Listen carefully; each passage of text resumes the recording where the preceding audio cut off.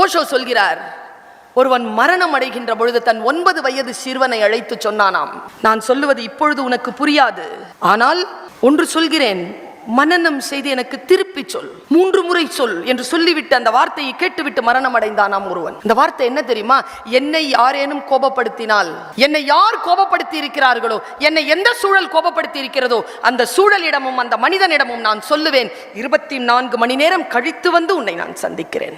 24 மணி நேரம் கழிச்சு உன் மனசு எதை சொல்லுதோ அதை செஞ்சிரு அப்படின்னு சொல்லிட்டு இறந்துட்டாராம். 9 வயது சிறுவனுக்கு அது என்னன்னு தெரியல. ஆனால் ஆழமாக நாம் யோசித்து பார்க்கின்ற பொழுது காலம் எனும் பேரேடு தன்னுடைய வாழ்க்கையின் ரகசியத்தை நம்மிடத்தில் சொல்லிக் கொண்டிருக்கிறது. வினாடிகள் தான் தவறிழைக்கின்றன, தண்டனையோ யுகங்களுக்கு கிடைக்கிறது. ஆக்சிடென்ட் ஆறவங்கள பாருங்க, ஒரு வினாடி, ஒரு நிமிஷம் ட்ரெயின் மிஸ் பண்ணவனை கேளுங்க, ஒரு நாள் சீனியாரிட்டி விட்டவனை கேளுங்க, ஒரு வருஷம் ஃபெயில் ஆனவனை கேளுங்க, ஒன்றுதான். அந்த பொழுது அது கடந்துருச்சுன்னா அவ்வளவுதான். இந்த வினாடியை நீங்கள் அறுவடை செய்யுங்கள். இந்த வினாடியில் நீங்கள் எதை உன்னதமாக நினைக்கிறீர்களோ அதற்கு பக்கத்தில் போங்க. எண்ணங்களில் பலம்.